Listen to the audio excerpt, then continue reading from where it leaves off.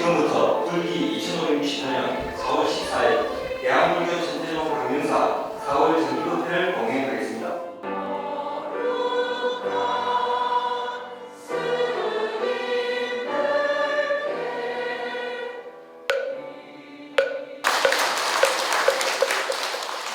반갑습니다. 오늘 광명사 정기도회에서 여러분들 뵙게 돼서 무한히 기쁘게 생각하고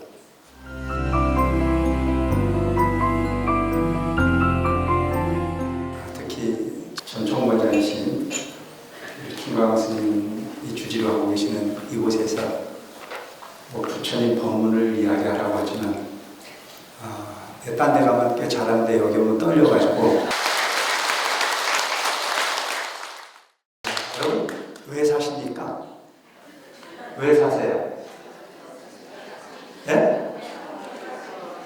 우리는 많은 사연을 통해서 세상을 삽니다. 이 자리에 앉아 계시는 분들은 인생을 살면서 많은 노력과 공부를 거듭해 오시면서 처음부터 지금까지 초기권했던 부분이 어떻게 하면 남보다 좀 잘 살까? 어떻게 하면 보다 행복할까?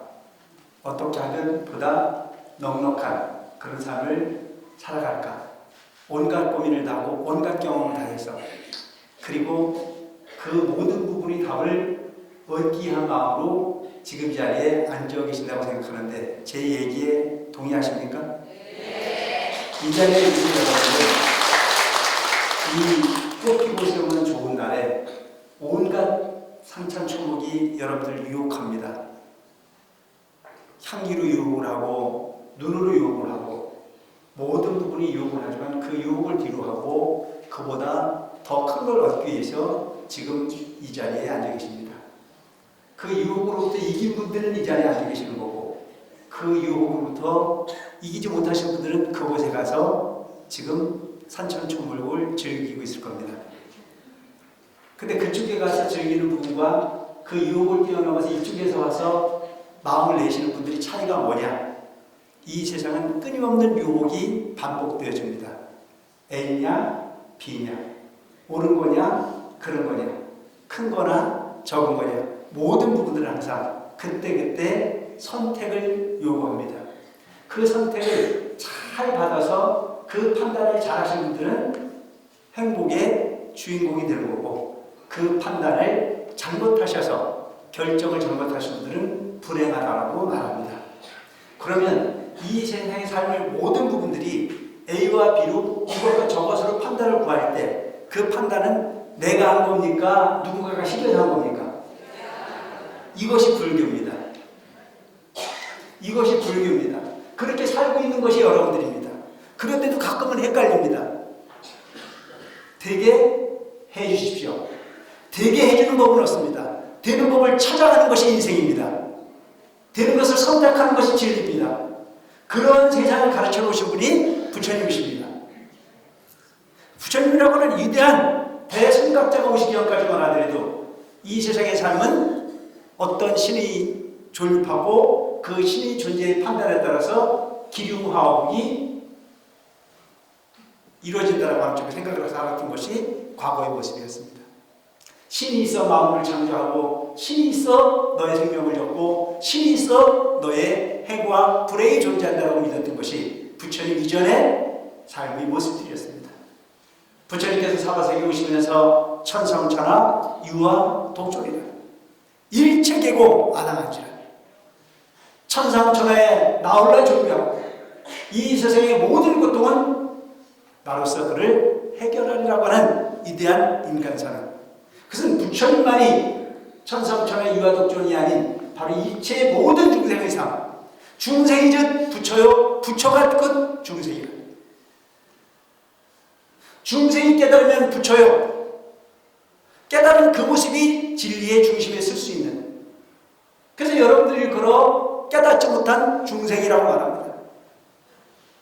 그 깨닫지 못한 중생이 마음이라고 하는 부분이 결정의 지혜를 얻는다면 그 지혜를 얻는 그 순간 무엇을 위한 지혜일까?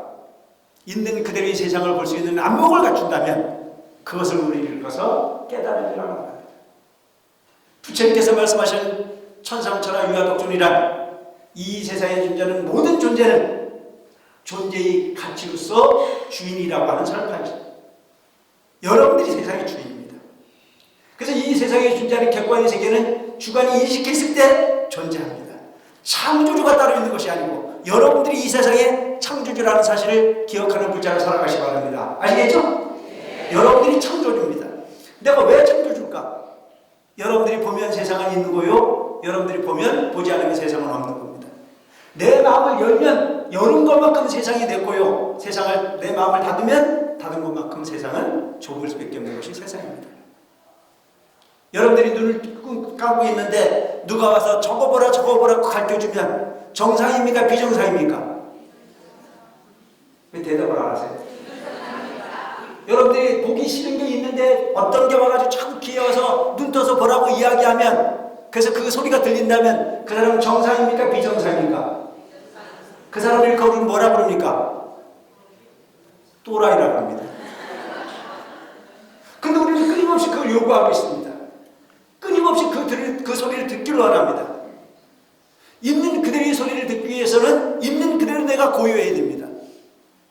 내 마음을 고요하게 하는 부분 자체가 불교 수행의 본질입니다. 그것을 우리는 또 다른 참선이라고 얘기하기도 하고 명상이라고 이야기도 하고 다양한 부분이 설명을 해내고 있습니다. 하지만 고요하고 싶지만 여러분들의 마음 고요하십니까? 고요하던가요? 눈만 감으면 온갖 게 다 보이고 내 귀에 들리는 게 없으면 들리는 걸 찾아놨습니다. 그래서 들을 게 없으면 텔레비전도 틀어놔야 되고 들을 게 없으면 라디오도 들어야 되고 들을 게 없으면 음악이라도 들어야 되는 시끄러운 가운데 삶을 요구하고 있는 부분이 우리 삶입니다. 그 시끄러운 가운데 그 시끄러움에 끄들려 가는 부분 자체를 중생이라고 하고 그 시끄러운 세상에서 나를 고요하게 건져내는 것 자체를 부처님의 가르침이 본질인 명상이라고 합니다.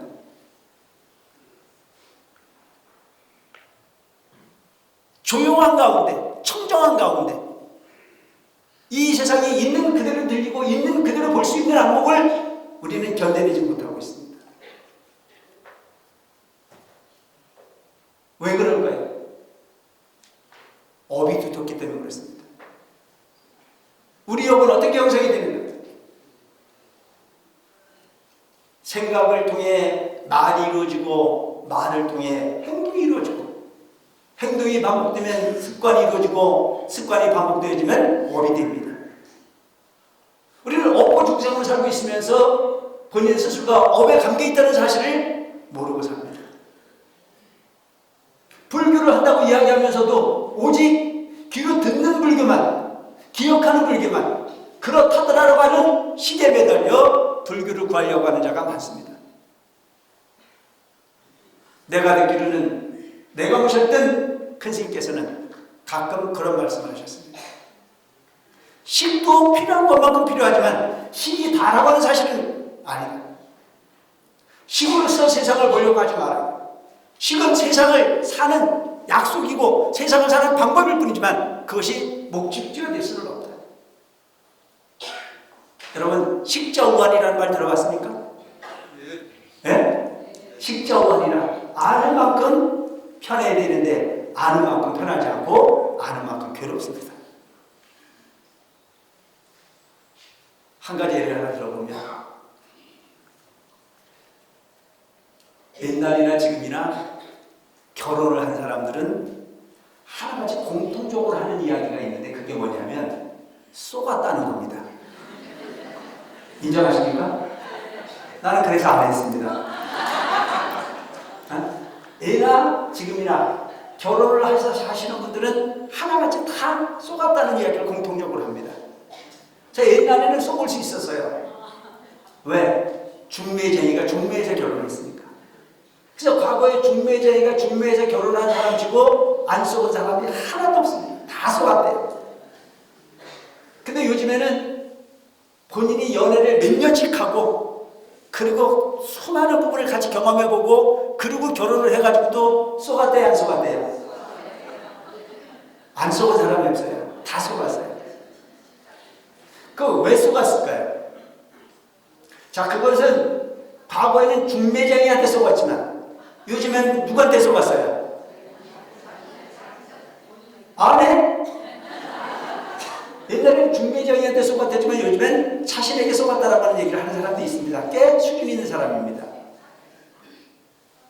근데 여러분, 옛날에 결혼을 해서 처음 시집이라는 데를 갔을 때 그 집에 대한 정보가 전혀 없을 때, 그래서 나는 낯선 시집에 갔을 때 누군가가 나한테 눈만 맞춰줘도 고맙고 누군가가 내 이야기를 들어봐줘도 고마웠던 것이 시집이었습니다. 기억나십니까?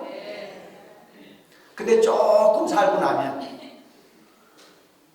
아들, 딸 낳고 기초가 다져지고 나면 그 다음부터는 그 사람들이 무조건 다 고마웠던가요? 대답을 안 하세요. 모두가 다 고맙게 보이는 그 순간은 내 마음은 정토요. 내가 보는 모든 부분들이 다 눈밖을 벗어나서 비판의 대상이 되고 나면 내 마음은 지옥이더라. 인정하십니까? 네. 모든 부분은 내 마음에 달려 있습니다. 그 마음이라고 하는 부분이 변화가 생긴 이유는 비교하는 데서부터 문제가 생깁니다. 이웃집에 누구는 시누이가 이렇게 잘해준다는데 이웃집에 누구는 시어머니가 그렇게 잘해주신다는데 이웃집에 누구는 신랑이 그렇게 잘해준다는데 나는 아무리 살펴봐도 그런 대접을 못 받고 사는 나는 시집을 잘 간 겁니까? 못 간 겁니까? 그러니까 이 세상은 비교하는 데서 괴로움이 생기기 시작합니다. 이것과 저것의 비교를 나의 행복하고 우월한 부분을 기억할 줄 알고 상대방이 부족한 부분을 불쌍히 여기는 마음을 가지고 살았을 때 그 마음을 일컬어서 우리는 보살이라 합니다. 그 마음은 멀리에서 오지 않습니다. 우리 스스로의 마음으로부터 세상은 존재합니다. 그것이 이것이 부처님 가르침의 본질이에요. 천상천하를 창조하는 것은 하나님도 아니고 부처님도 아니고 그 누구도 아닌 여러분들이 자신이라는 점을 기억하고 사시는 불자들 되시기 바랍니다. 여러분들의 마음은 무한한 주인공입니다. 여러분들의 마음속에는 지옥, 악이, 축생, 수라, 인간, 천, 성문, 연각, 보살이 10법계가 여러분들의 마음에 구족되어 있습니다. 법계 구족이라. 어떤 마음을 꺼냈을 거냐에 따라서 여러분들은 행복할 수도 있고 불행할 수도 있습니다. 그 행복의 방법을 구하기 위해서 여러분들은 지금 이 자리에 앉아 계십니다. 법회때마다 많은 법사들이 또한 주스님이 수시로 여러분들에게 마음을 이야기합니다. 그 마음을 놓치지 마라. 그 마음을 잡아라. 그 마음을 청정히 해라. 그 마음의 주인공이 되라고 가르치고 있는데도 불구하고 아직도 그 마음이 저 바깥쪽에 있는 걸로 알고 있는 분들이 많이 있습니다. 그래서 가끔 축원드리는 모습을 보면 부처님 이것도 들어주시고 저것도 해주시고 모든 걸 다 주세요. 해달라고 하는 게 불교가 아니는 청정한 마음을 구하는 부분으로 법계의 모든 부분을 있는 그대로 볼 수 있는 마음의 본질을 찾아가는 것 자체가 바로 불교의 본질이라는 점을 기억하는 여러분들 되시기 바랍니다. 아시겠죠? 네. 그러기 위해서 뭐가 필요합니까? 여러분들은 기도하셔야 됩니다. 근데 오늘 우리 모든 부분 보면 형식에 극한합니다. 부처님이 이 사바세계에 오신 이유는 일체 모든 중생들에게 공양을 받아 오신 분이 아닙니다. 일체 중생에게 공양을 받는 이유는 바로 모든 중생이 마음속에 있는 정성심, 하심, 보살도, 나눔, 평등, 소통, 그것을 바로 가르치기 위한 방편이었다고 저는 생각합니다. 여러분 법화경에 보면 그런 내용이 나옵니다. 저 하늘에 있는 범천왕이 성호문이 부처님께서 법화경을 설한다는 이야기를 듣고 모든 궁궐과 모든 시국과 모든 백성을 이끌고 부처님에게 옵니다. 그리고 부처님에게 그 공양을 올립니다. 그리고 그때 그 범천왕이 이야기하는 부분은 거룩하신 부처님, 제가 가지고 있는 모든 부분을 부처님전에 공양을 올리오니 오직 부처님께서는 저희를 불쌍히 여기시사 이 공양을 받아주소서. 중생이 사는 모습에서 최상의 욕구를 다 채운 그 자리, 여러분들이 사는 모습은 하나같이 부귀영화가 여러분들의 삶의 목적일 겁니다. 광명에서 오신 이유도 부귀영화예요. 그런데 그 부귀영화의 끝은 아무것도 없는 죽음으로 맞이하는 게 우리 삶입니다. 인정하십니까? 네. 생자 필멸이에요. 있는 사람도 죽어야 되고 없는 사람도 죽어야 되고 잘생긴 사람도 죽어야 되고 안 생긴 사람도 죽어야 되고. 근데 그 죽을 때가 되면 억울해요, 안 억울해요? 억울하긴 억울한데 누가 더 억울할까요? 부자가 죽는 게 억울할까요? 가난한 사람이 죽는 게 억울할까요? 생각 안 해보셨어요? 잘생긴 사람이 늙는 게 억울해요? 안 생긴 사람이 늙는 게 억울해요? 생각 안 해보셨지? 난 그 생각해봤어. 그래서 옛날에는 잘생긴 사람이 부러웠고 옛날에는 부자가 부러웠는데 요즘 가만히 이제 한갑진갑 지내서 생각해보니까 중대길 잘했다 싶어.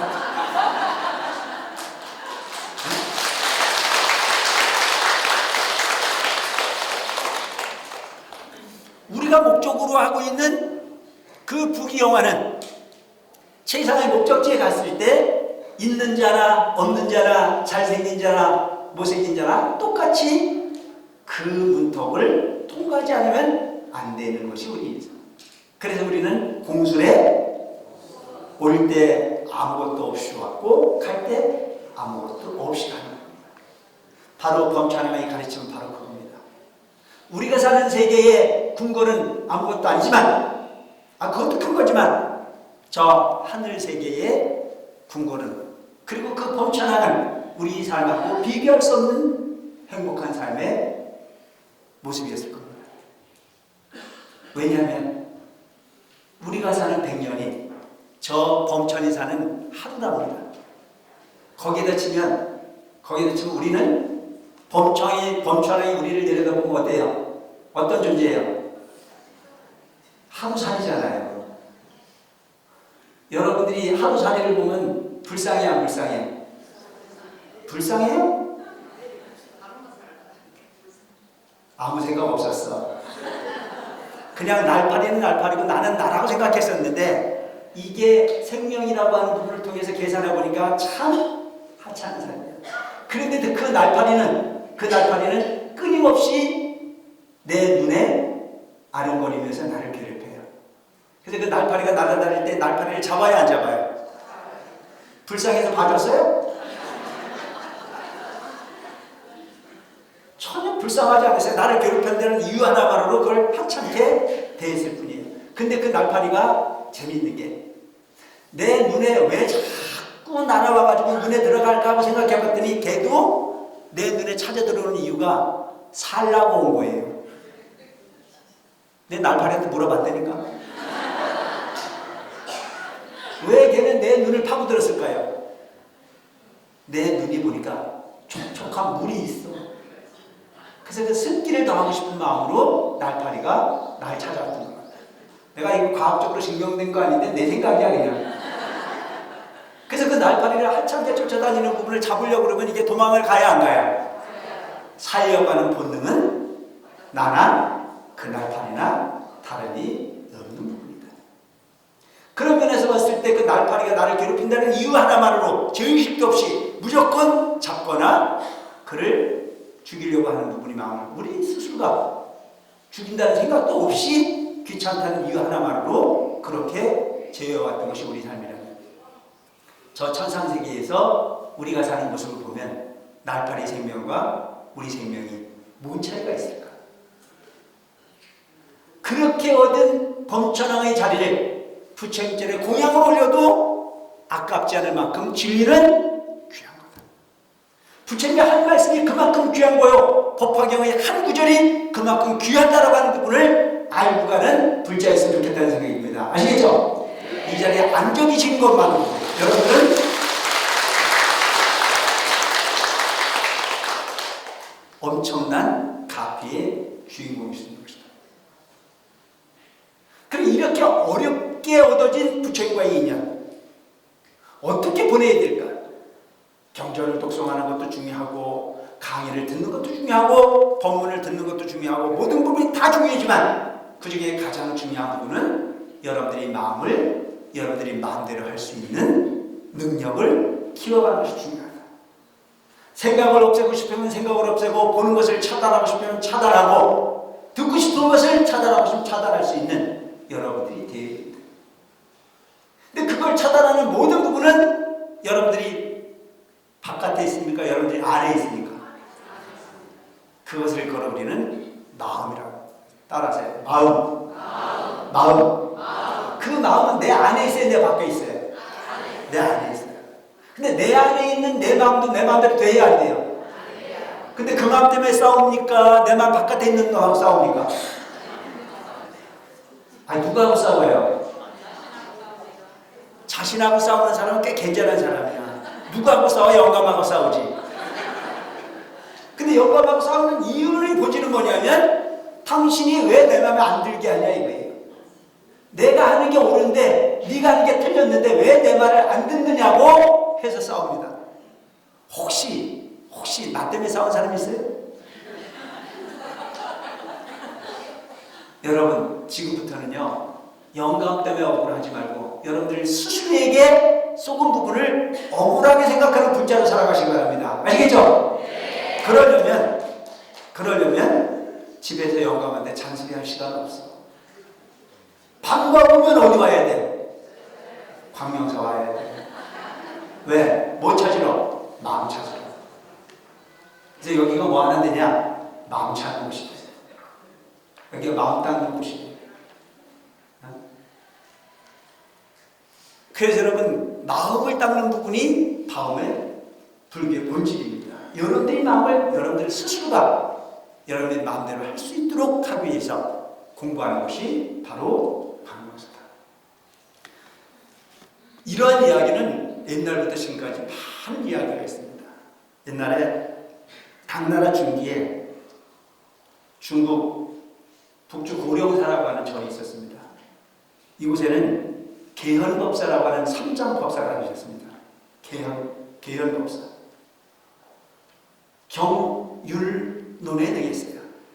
부처님이 경전도 무불통지로 아주 깊이 있는 연구를 하셨고 부처님이 가르침의 율도 또한 그 계율에 있어서도 철저하셨으며 부처님의 진리를 논리로 풀어내는데도 그를 따라갈 수 없을 정도로 그는 대단한 분이었습니다. 계현법사의 문에는 수많은 스님들이 꼬여와서 법문을 들었습니다.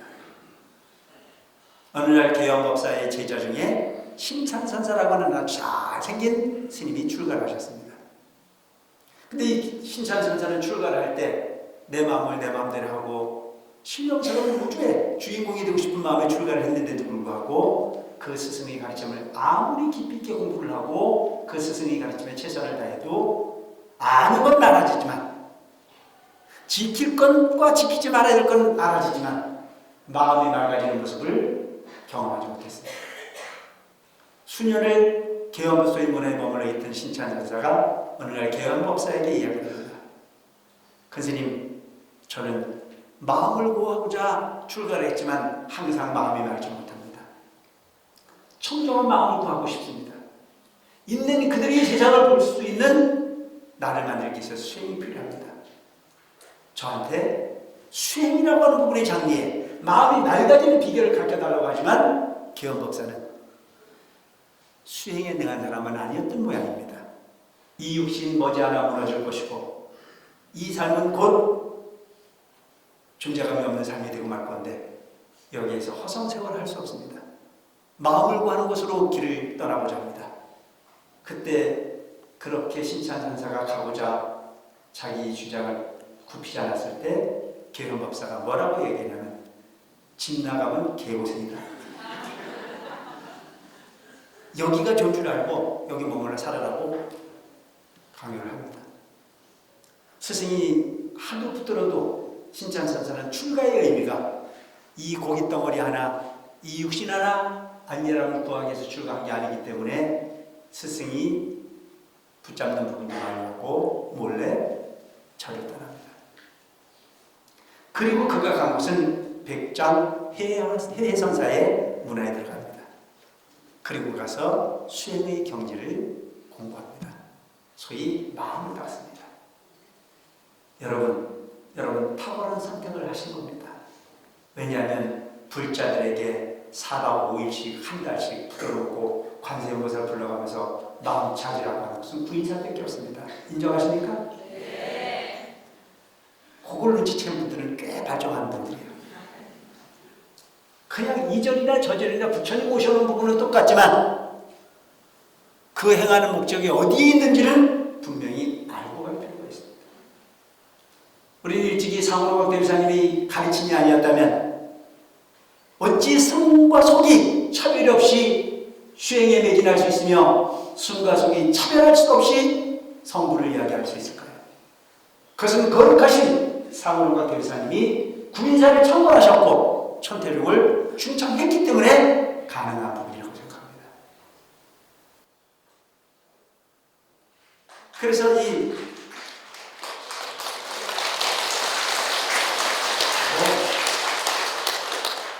치려는 얘기는 아니야. 마음에서 우러나면 치는 거고. 그래서 구인사가 법당이 먼저 만들어지기 전에는 기도실이 먼저 만들어지는 거예요. 구인사에 지금 하루의 기도비가 지금도 5,000원입니다. 하루 세끼 밥을 먹여주면서 따뜻한 밤에 기도를 시켜주면서 계산을 못해가지고 그렇게 하는 게 아니고 마음이 있는 자 누구나 와라.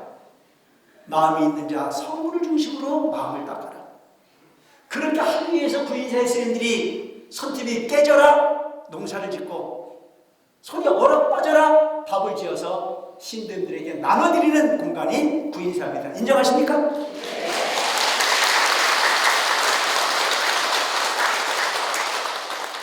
그런 거룩한 스님들을 몰라보고 요즘 틈만 나면 스님들 뭐 허물 없을까 하고 찾는 사람 많아. 내가 누구라고 말은 안 해.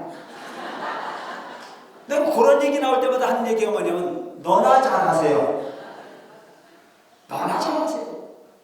우리는 누가 어떻게 하느냐라고 하는 걸 지켜보는 존재가 되지 말고 내가 어떻게 할 건가를 고민하는 여러분들 되시기 바랍니다. 아시겠죠? 여러분들 스스로 그렇게 하는 일이 바빠요. 지금은 그냥 그렇게 허송세월할 때가 아닙니다.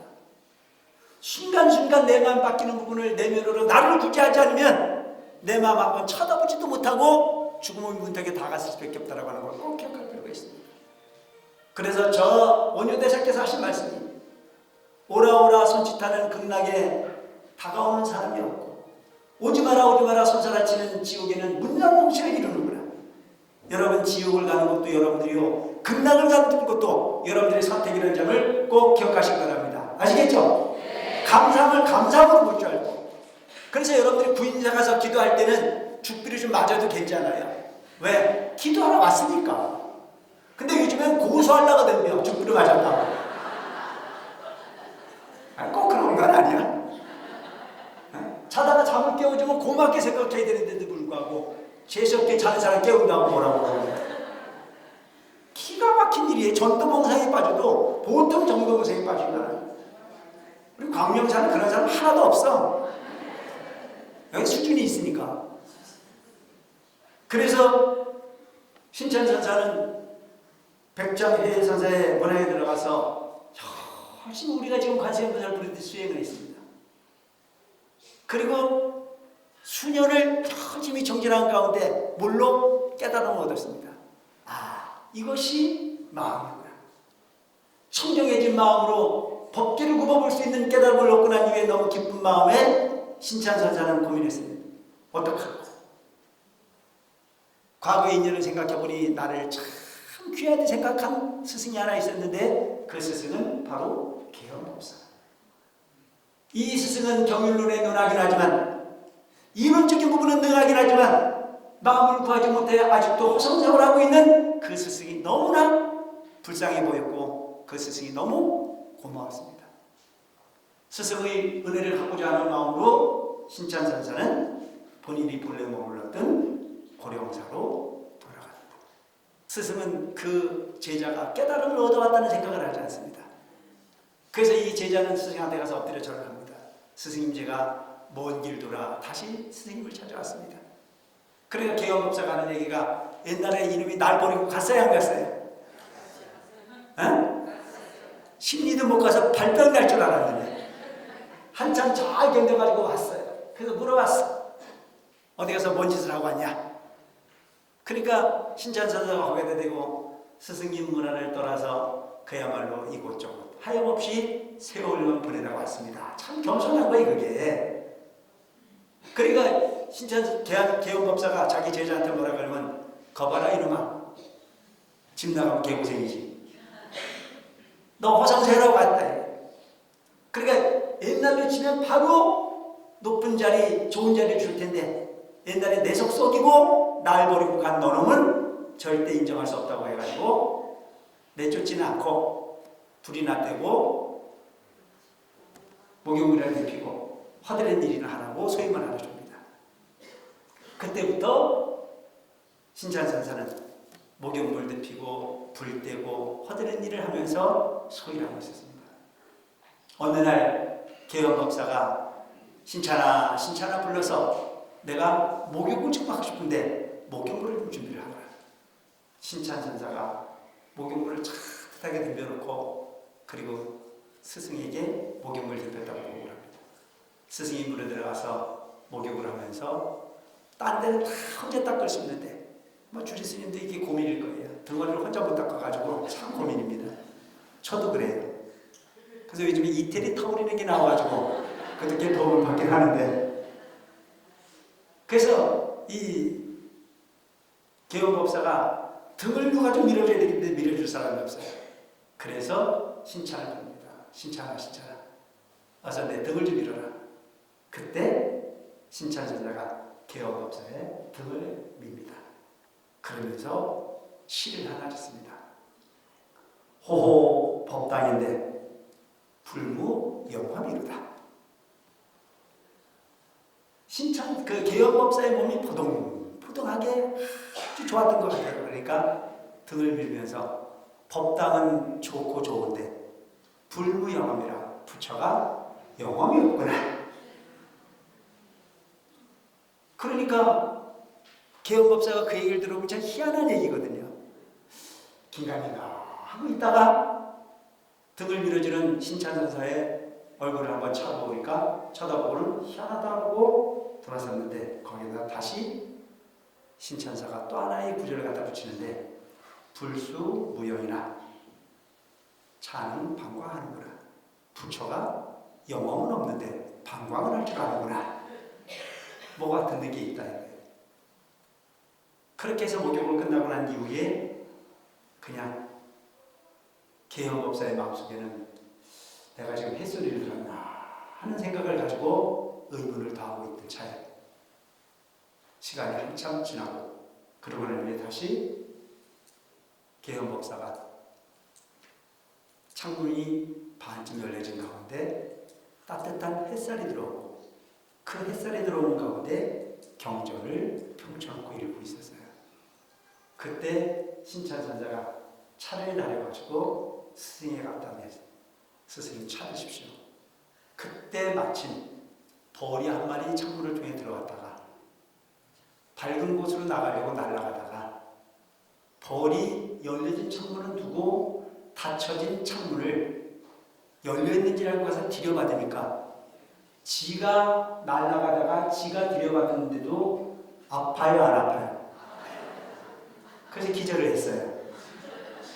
여러분들도 보면 저 창문이 너무 깨끗해가지고 닫혀있는데 열려있는 줄 알고 가다가 박으면 아프던가요, 안 아프던가요? 무명은 아픈 거예요. 이제 뭔 말인지 알겠죠? 알지 못하는 것은 고통인 거예요. 그래서 탐내고 성내고 어리석음이 중생의 고통을 만들어낸다라고 하는 중에 가장 큰 고통은 무명, 알지 못함이 고통을 만들어내는 겁니다. 그래서 그 모습을 바라보면서 벌이 창문은 내버두고 그 열려진 공간은 내버두고 창문을 가서 들여받고 나가 떨어져서 기절하는 모습을 보면서 그때 신차선사가 또한 계속을 하나 짓습니다. 공문 불 긍출하고 열려진 창문은 마다하고 투창야 대칠하네 닫혀진 창문만 두드리는구나. 100년 창고지인들 100년 동안 문중회를 뚫으라들 하일 출두일이요 어느 때에 그 문중회를 뚫을 수 있을까? 이 얘기는 뭐냐면 저 버리원에 서서 열려진 창문을 두고 닫혀진 창문을 들여받아 기절을 해서 고통을 반복해내는 것을 보고 참 불쌍하게 여겼는데 그 스승은 100년 창고지 경전이 어디에 적혀 있어요? 문중에 적혀 있잖아요. 그래서 문중에 적혀져 있는 그 부분을 뚫으려고 진리를 그렇게 얻으려고 열심히 뚫고 있지만 하일 출두기 언제나 당신이 깨닫겠냐? 이런 시를 하나 딱 적어준 거예요. 그때 신찬선사가 그 계엄법사가 자기 제자가 그냥 허송세월 하고 온 것이 아니고 엄청난 깨달음을 통해서 와서 나를 일깨우기 위해서 이렇게 계속 나를 지적하는구나라고 하는 부분을 받아들여서 제자에게 묻습니다. 신찬, 나를 위해서 법을 설해달라. 내가 너에게 법을 줄 때가 됐다.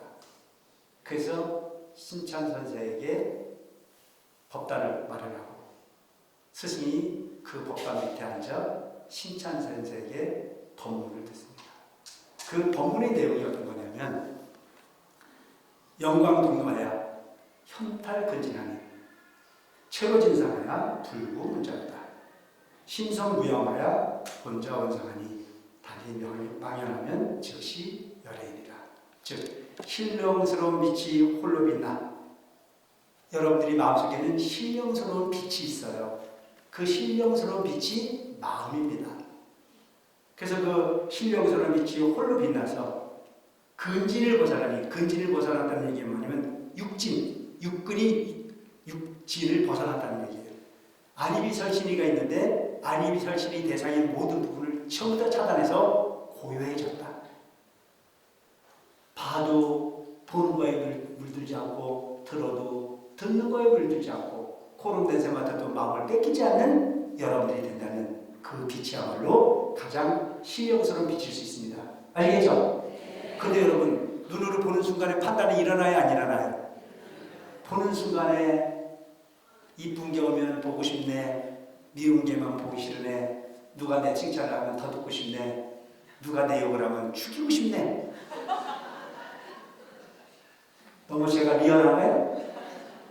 그런 삶에 매달려 사는 부분을 우리는 당연하다고 생각하고 살잖아요. 그래서 최고진상하여 불구문자로다. 근본바탕에 참모습을 드러내니 마음이 청정해져 참모습을 드러내니 불구문자로다. 문자에 구애받지 않으니 마음의 성품이 물듦이 없으니까 본래 스스로 원만히 갖추었으니 단지 망상만 여이면 바로 그대로가 부처라요. 그래서 여러분이 이곳에 와서 우리가 관세음보살 부르는 이유는 마음심을 여의기 위해서 관세음보살 부르는 겁니다. 아시겠죠? 관세음보살에게 뭐를 들어달라고 하는 욕구를 통해서 관세음보살을 부르기보다는 내 마음을 청자에게 비우기 위해서 관세음보살을 부르라. 관세음보살 부르는 방법은 별로 어렵지 않습니다. 그냥 부르면 되는 거예요. 생각이 일어나거든 일어나는 대로 그냥 버리면 돼요. 생각이 안 일어날 수는 없습니다. 거기 끄들려 가지 않으면 되는 거예요. 관세음보살 이력이 얼마큼 대단한 거냐? 한 번 부른 거하고 한 번 부른 거하고 부르지 않은 거하고 차이가 천연지차이에요. 이렇게 좋은 게 관세음보살. 그래서 내가 옛날에 얘기를 했겠지만 제가 분당 대광사 주지할 때 서울대학 병원이 바로 옆에 있어요. 서울대학교 병원에 입원한 한 불자가 제가 토요일날 법회하려고 하는데 전화 왔어요. 5분 후에는 토요 법회 저녁에 법회해 줘야 되는데 전화 왔어요. 저한테. 스님 우리 아버지가 돌아가시기 직전에 있어요. 근데 스님을 찾아요. 근데 법회 5분 남았는데 거기 가야 돼, 안 가야 돼요? 대답을 똑바로 해야 돼. 가야 돼, 안 가야 돼? 거긴 차로 2분밖에 안 걸려요. 가까워. 그래서 갔더니 보니까 가족들이 아버지를 임종을 지켜보려고 다 모여가지고 아버지 정신 차리라고 난리야. 그리고 어떤 놈은 또 죽지 말해. 그래서 내가 가만히 쳐다보니 기가 막힌 거야. 아, 죽고 싶어 죽어? 오죽해 죽어. 근데 가보니까 자식들은 전부 다 죽지 마라 정신 차려라 난리인데 이 환자는 무서워서 덜덜덜 무서워서. 그래서 내가 하니까 스님 제발 좀 날 좀 살려달라고.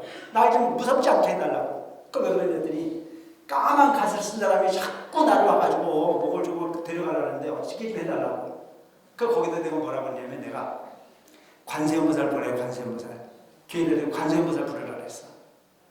그랬더니 옆에 있는 놈이 또 나보고 뭐라고 하냐면 관세음보살이 맞아요? 나미아비타불이 맞아요? 어디 들을 건 있어가지고.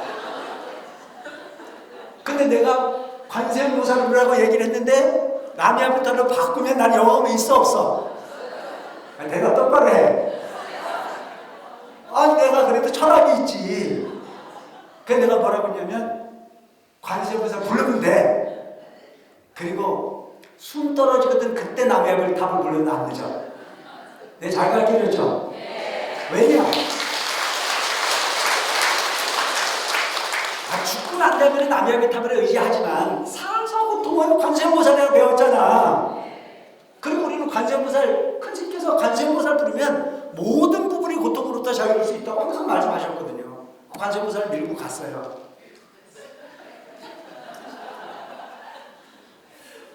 근데 기적이 하나 일어났어. 뭐가? 그렇게 무서우셨던 분이, 그렇게 힘들어하셨던 분이 내가 관세음보살 부르라니까 입으로 달락달락 관세음보살. 주변 사람에게도 울고불고 난리치지 말고 관세음보살 불러줘라.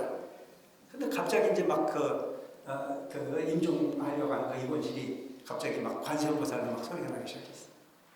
고요해졌어요. 갑자기 월드 스님은 영혼이 있는 스님이 됐어요. 왜? 그렇게 무서웠던 분이 내가 관세음보살을 가르쳐준 다음부터 안 무서워졌으니까 얼마나 영혼이 있어. 내가 그래도 이런 사람이야?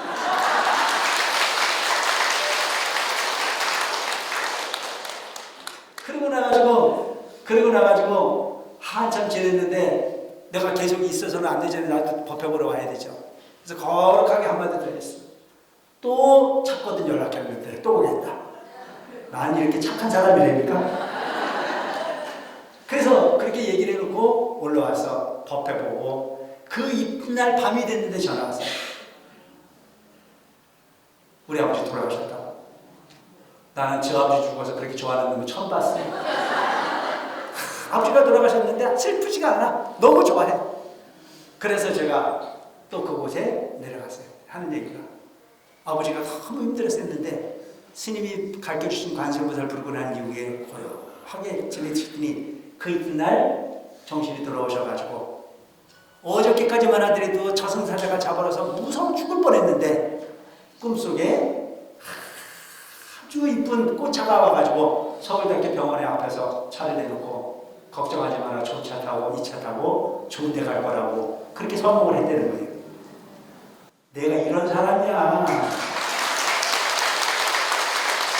근데 내가 한 거겠냐고 이게 부처님 값이죠. 나는 한 개도 안 게 없어. 그냥 배운 대로 써먹었을 뿐이야. 큰 스님에게 배운 대로. 큰 스님이 그냥 그런 대로 믿고 따라갔던 느낌. 여러분들 관세음보살 한 번 부르고 두 번 부르는 거 부른 사람이나 안 부른 사람이나 우리가 성했을 때 차이가 없는 것 같지만 그만큼 어마어마한 차이가 있다는 점을 기억하시고 염려 불만 가는 곳마다 관세음보살 잊지 않고 열심히 관세음보살 부르시고 또한 기회가 된다면 광명사 법당에서 열심히 정진하셔서 여러분 현실의 삶은 물론이고 사후의 세계까지도 항상 부처님과 함께할 수 있는 주인공으로 살아가시길 바라면서 오늘 두성문 법문을 뵙겠습니다. 고맙습니다.